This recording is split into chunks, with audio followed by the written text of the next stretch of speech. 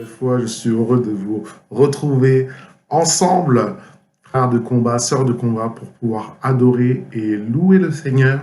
C'est pour ça que je laisse toute la place à l'équipe technique pour nous apporter l'adoration, que nos cœurs soient disposés, que Dieu vous bénisse. Bonne louange et à tout de suite. Soyez bénis.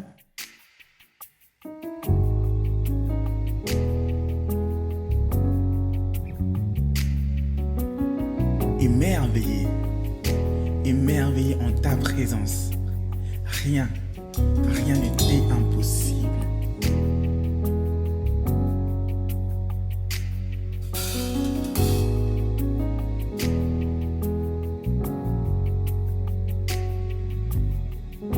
Émerveillé en ta présence. Rien n'était impossible. Émerveillé en ta présence. Ta joie me remplit d'espérance. Je suis émerveillé en ta présence. Rien n'était impossible. Je suis émerveillé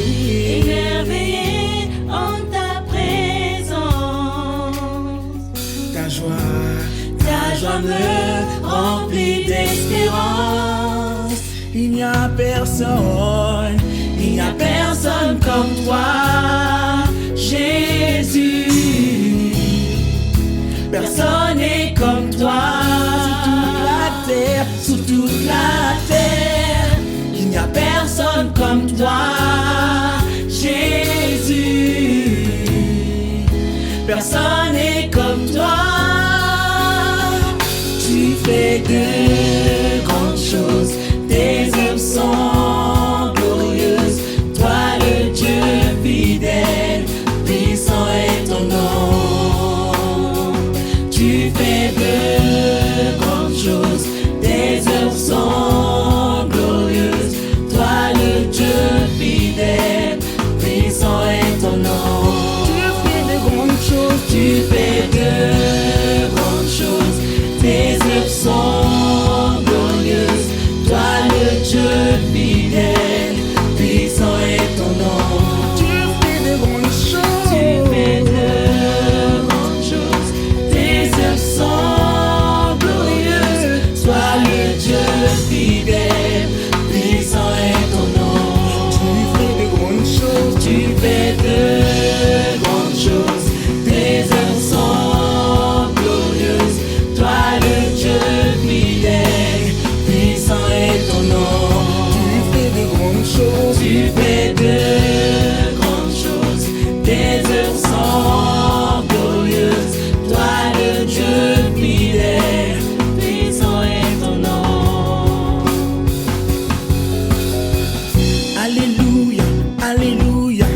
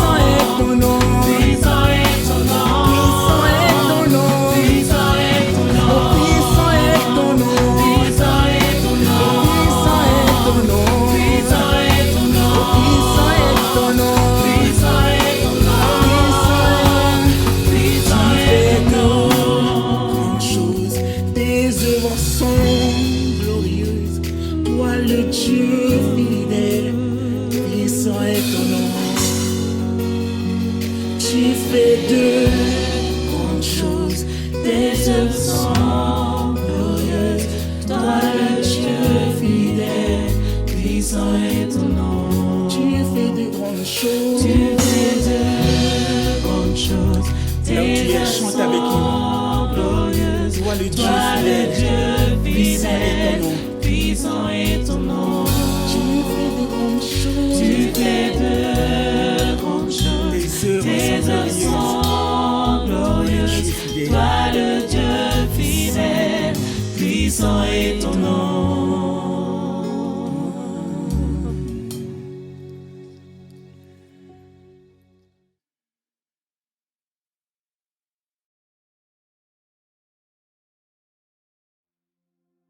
Nous sommes bénis par ce temps de louange et d'adoration. Nous avons pu répandre nos cœurs devant le Seigneur. Nous avons été bénis. Donc voilà, sans plus tarder, nous voulons passer au temps de la parole de Dieu. Et simplement, je veux revenir sur les héros de la foi face à la crise.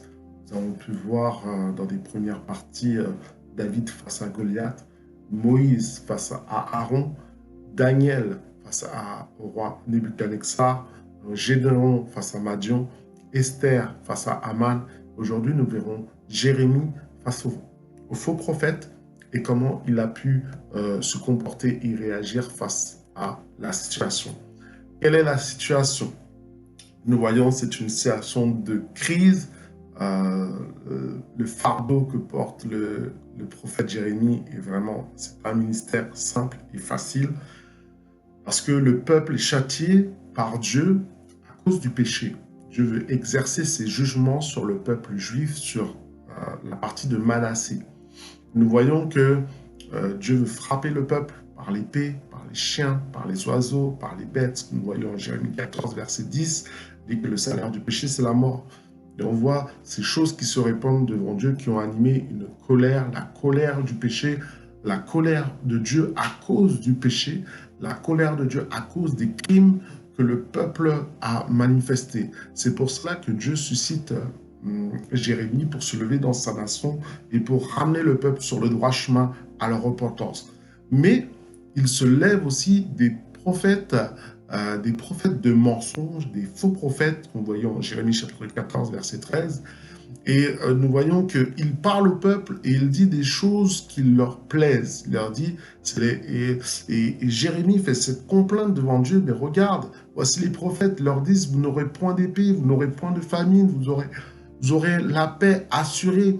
Et voici la parole de l'Éternel qui répond, c'est le mensonge que prophétisent en mon nom les prophètes. Je les ai point envoyés, je les ai point donné d'ordre, et je les ai point parlé. Ce sont des visions mensongères, de vaines prédictions, des tromperies de leur cœur qu'ils vous prophétisent. Voici la révélation que reçoit Jérémie. Parce que Jérémie annonçait les jugements de Dieu qui allaient arriver sur le peuple, et tu avais ces faux prophètes qui se levaient, qui annonçaient des bonnes choses, qu'il y aurait la paix, il y aurait la sûreté.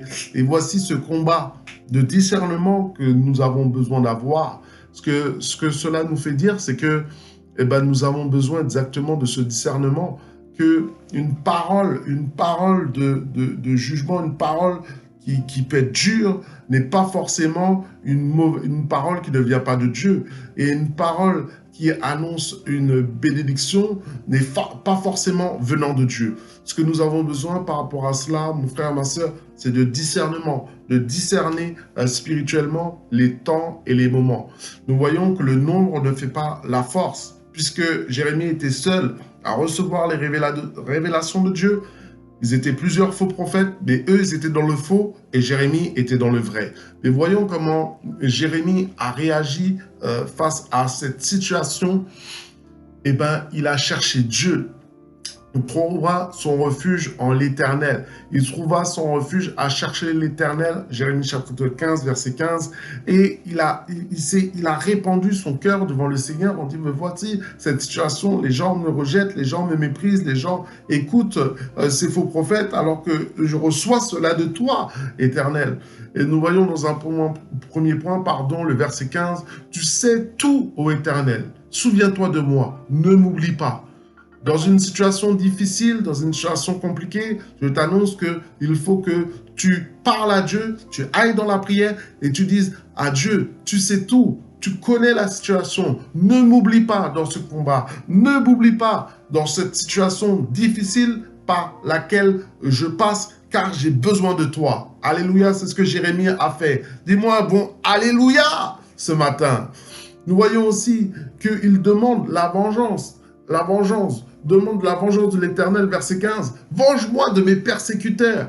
Elle dit, à moi appartient la vengeance, la rétribution. Tu peux venir devant le Seigneur et dire, Seigneur, vois cette situation, fais-moi justice, agis contre mes oppresseurs, parce qu'on sait que la justice de Dieu, elle est parfaite. Nous, notre justice n'est imparfaite. Il dit, ne vous vengez pas, mais laissez aller la vengeance de Dieu. Donc, remettez ça dans les mains de Dieu. On vous oppresse, remettez ça dans les mains de Dieu. Nous n'avons pas à lutter contre la chair et le sang. C'est Dieu qui juge, c'est Dieu qui justifie. Ce que fait Jérémie aussi, c'est qu'il évoque sa situation devant Dieu. Dieu connaît tout. Il l'a dit au verset 15. Tu sais toutes choses. Mais il lui dit encore, mais regarde ma situation. Regarde, je supporte. Sache que je supporte cet opprobre à cause de toi. Parce que je donne des révélations. Parce que je prophétise. Parce que je dis, voici, si vous ne marchez pas droit, voici ce qui va se passer. C'est l'épée qui va venir. C'est la famine qui va venir. C'est des problèmes. C'est le jugement de Dieu qui va venir. Et il évoque, voici, je supporte cet opprobre à cause de moi, à cause de toi, Seigneur, pardon. Donc, de la même manière, quand tu vis des situations difficiles, quand tu es persécuté pour le nom de Jésus, mets ça devant Dieu. Dis, voici, je vis ces offenses, parce que je veux marcher dans le droit chemin, parce que je veux être avec toi, parce que je veux élever le nom de Jésus. Dépose tes fardeaux devant Dieu. Expose la situation devant Dieu. Dieu aime quand son peuple lui parle. Nous voyons encore Jérémie, il évoque son état de cœur face à la parole. Verset 16, Jérémie chapitre 15, verset 16, vous pourrez prendre le temps de regarder. Il dit, j'ai recueilli tes paroles, je les ai dévorées. Tes paroles ont fait la joie et l'allégresse de mon cœur. Évoque aussi toi-même.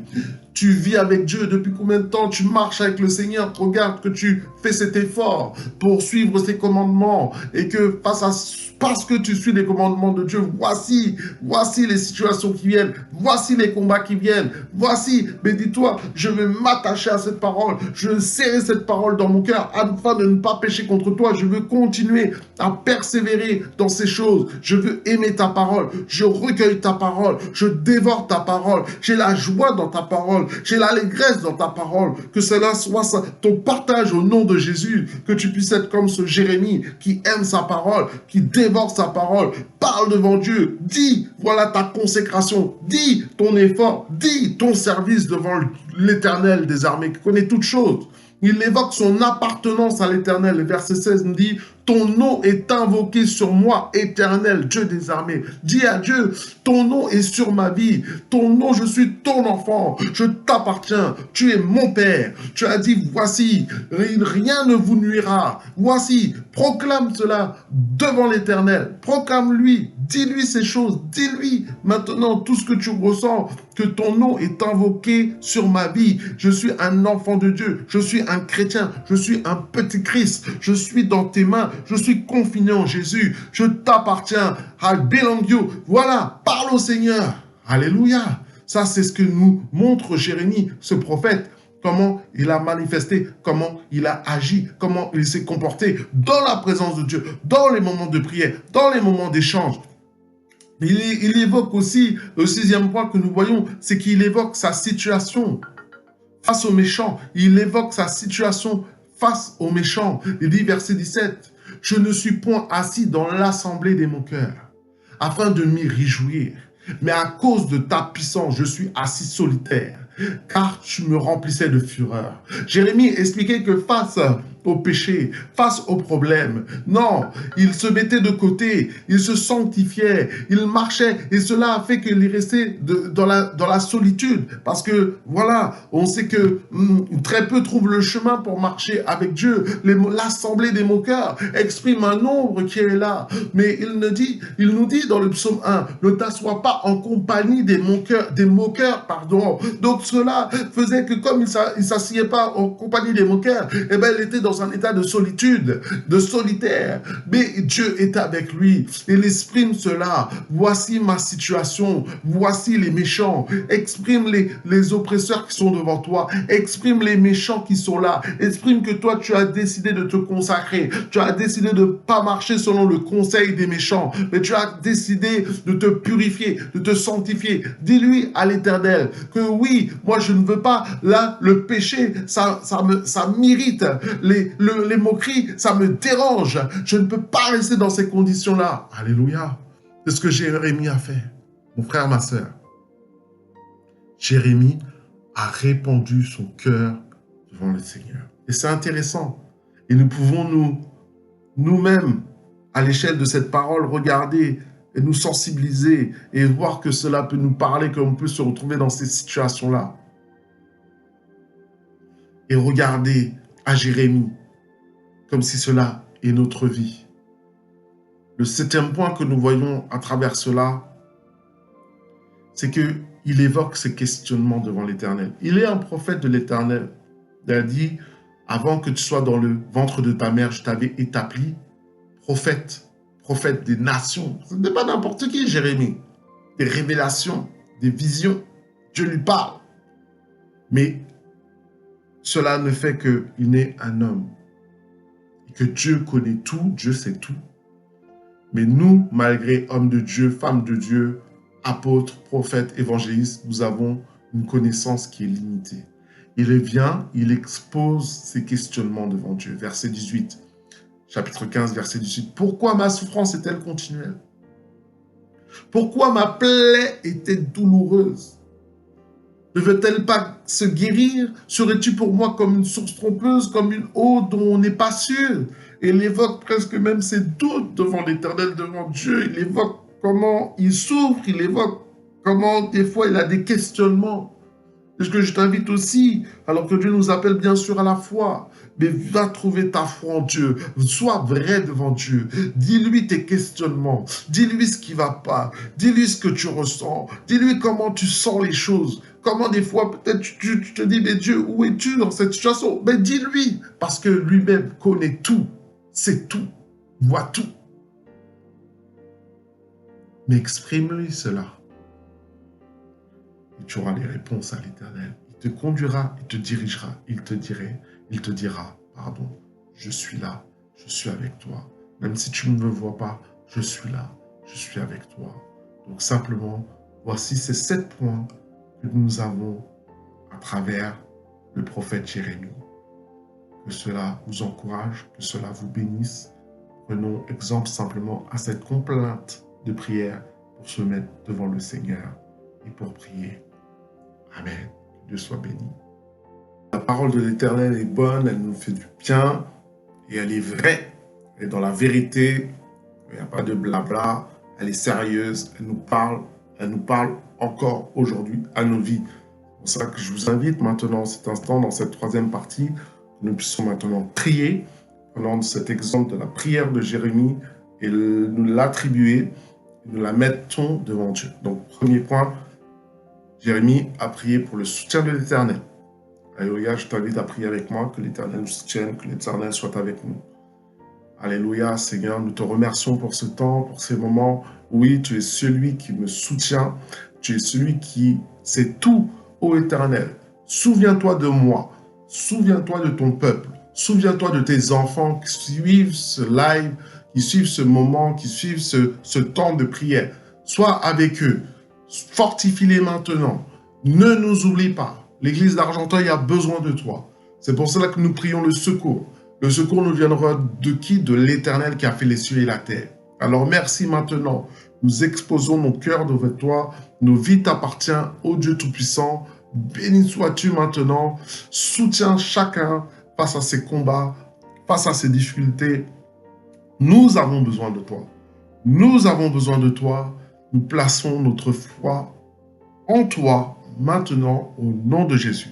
Prions maintenant que nous ne nous vengeons pas, mais laissons aller la vengeance. Simplement que Dieu ait déposé nos combats, déposé ce qui nous persécutent, les remettre dans les mains de Dieu. Alléluia. Prie pour ceux qui te persécutent, remets-les dans les mains de Dieu.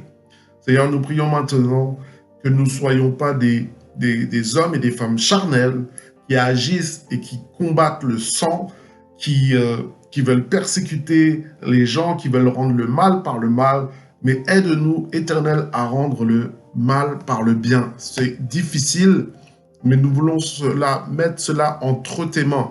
Nous voulons mettre cela entre tes mains. Et ceux qui nous persécutent, nos oppresseurs, nous les remettons maintenant entre tes mains. Au Romains chapitre 12, verset 19, tu nous dis, ne vous vengez point vous-même, bien-aimés, mais laissez agir la colère de Dieu, car il est écrit, à moi la vengeance, à moi la rétribution, dit le Seigneur. Seigneur, nous remettons ceux qui nous combattent, ceux qui sont contre nous, alors que nous marchons dans le droit chemin. Seigneur, nous appelons juste ta grâce divine, nous appelons la vengeance divine, simplement que toi, ta vengeance est parfaite. Nous sommes des hommes imparfaits. Nous remettons ces fardeaux entre tes mains, afin que tu puisses agir dans nos familles, tu puisses agir au travail, tu puisses agir là où tu nous as placés, dans nos foyers. Par la grâce de Dieu, fortifie-nous et soutiens-nous de ta droite triomphante au nom de Jésus-Christ de Nazareth. Amen. Je t'invite maintenant à prier, à évoquer ta situation. Si tu vis une situation difficile devant Dieu, maintenant évoque-la. Sache que je supporte l'opprobre à cause de toi. Donc place maintenant ce que tu vis.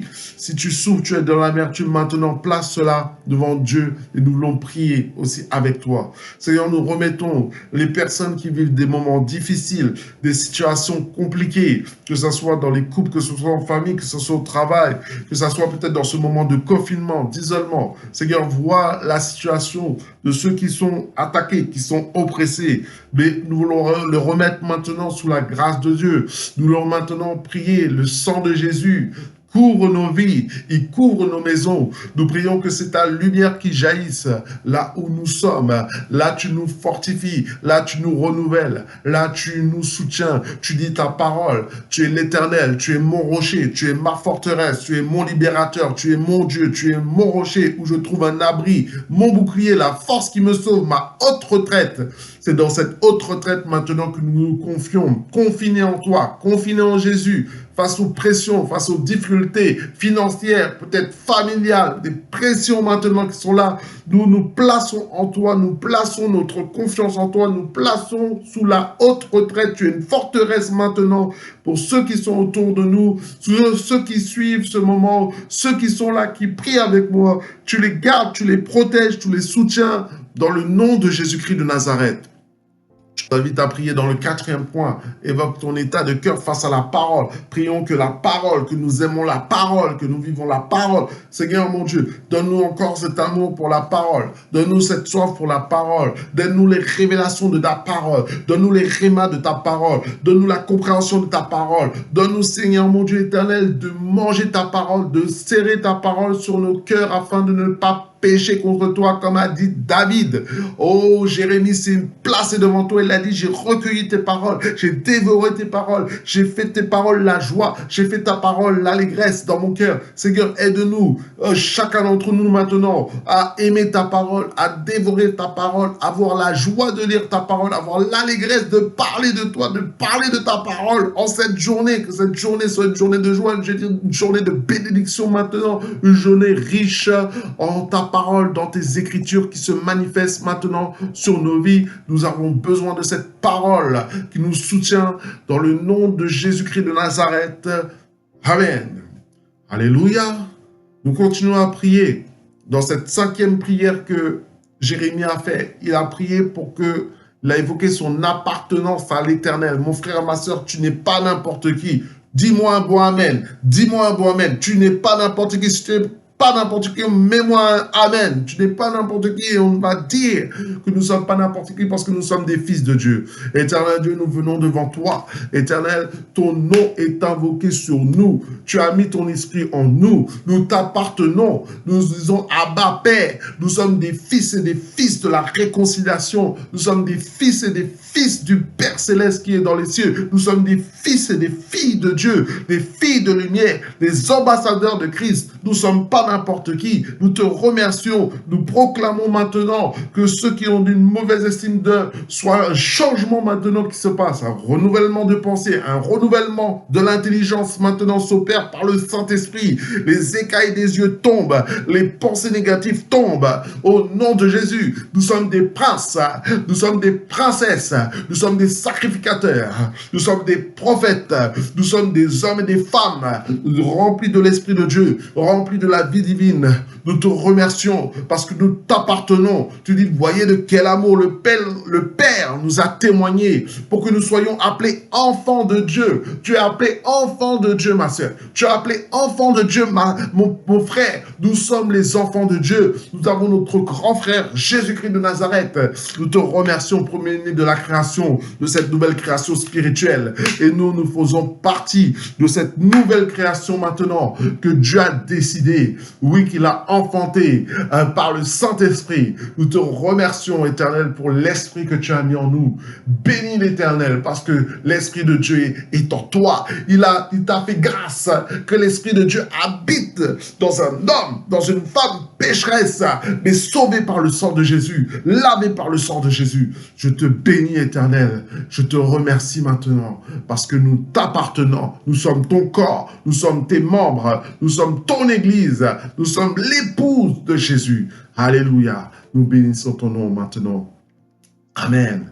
Nous continuons à prier maintenant, d'évoquer la situation face aux méchants, d'évoquer peut-être qu'il y a des méchants, peut-être qui sont autour de toi, mais vraiment de garder ton cœur, de te sanctifier malgré tout, comme il a fait Jérémie. Il ne s'est pas assis en compagnie des moqueurs. Seigneur, tu mets, Seigneur, un cœur sur ton peuple qui ne soit pas... Tu dis que les moqueurs n'hériteront pas le royaume des cieux. Seigneur, nous disons non à la moquerie. Nous disons non aux calomnies. Non à la moquerie. Nous ne nous asseyons pas aussi en compagnie dans l'assemblée des moqueurs au nom de Jésus. Au travail, nous ne nous asseyons pas en compagnie des moqueurs au nom de Jésus. Tu donnes du discernement maintenant à ton peuple. Tu donnes des discernements à chacun d'entre nous afin que l'Esprit de Dieu nous parle au plus profond de nous pour savoir les relations que nous devons avoir, les relations professionnelles, les relations amicales, les relations d'amitié profonde. Seigneur mon Dieu, aide-nous dans nos relations. Tu dis dans ta parole, heureux l'homme qui ne marche pas selon le conseil des méchants, qui ne s'arrête pas en compagnie dans le voie des pécheurs, qui ne s'arrête pas en compagnie des moqueurs. Seigneur, fais-nous grâce. Seigneur, que cette parole soit oui et amen pour nos vies aussi, afin de ne pas sentir cette moquerie qui vient dans nos cœurs pour nous laisser aller à des penchants qui soient mauvais. Garde-nous maintenant, garde-nous de la moquerie, garde-nous de la méchanceté, garde-nous maintenant d'être des œuvres de la chair, par la grâce du Saint-Esprit, au nom de Jésus-Christ de Nazareth. Amen. Et le dernier point que nous évoquons, je t'invite à continuer peut-être aussi plutôt ce moment, c'est si tu as des questionnements devant Dieu. Si tu as des incompréhensions, je t'invite maintenant à les placer devant le Seigneur. Place simplement et dis-lui tes questions, dis-lui tes incompréhensions. Et je vais simplement prier pour que l'Éternel te soutienne, que l'Éternel te dirige, que l'Éternel te réponde, que l'Éternel éclaire les nuages, éclaire le brouillard qui soit devant toi. Seigneur, aide mon frère, ma soeur, aide chacun d'entre nous, être vrai devant toi, à t'exposer nos questions, à exposer nos situations. Jérémie, prophète de l'Éternel, prophète des nations, l'a fait. Nous ne comprenons pas toujours tout ce qui se passe, par quel chemin tu nous fais passer. Mais Seigneur, aide-nous à nous abandonner à toi, aide-nous à déverser nos fardeaux devant toi, aide-nous maintenant à libérer la parole maintenant devant toi. Aide vrai, aide mon frère, aide ma soeur, aide-moi, aide-nous, pardon, Père Céleste, dans le nom de Jésus-Christ. Amen. Bénis maintenant cette journée, bénis maintenant ces instants, bénis maintenant le retour aux affaires courantes, éternelles. Jérémie avait besoin de toi, nous avons besoin de toi encore une nouvelle fois. Nous te remercions pour cette journée. Je te remercie pour mon frère, pour ma soeur. Je te remercie pour la vie que tu nous as donnée. Que ton nom soit béni, que ton nom soit élevé. Amen. Voilà, simplement, voici ce temps finisse, ces instants finissent devant la présence de Dieu. N'oubliez pas de louer l'Éternel, n'oubliez pas de répandre votre cœur devant Dieu, comme Jérémie dans la prière, et de continuer dans ce cheminement d'encouragement que nous avons reçu ce matin. Nous continuerons, nous verrons la prochaine fois la réponse de l'Éternel à Jérémie. Que Dieu vous bénisse. Soyez encouragés par la grâce de Dieu. Amen. Soyez bénis. À bientôt.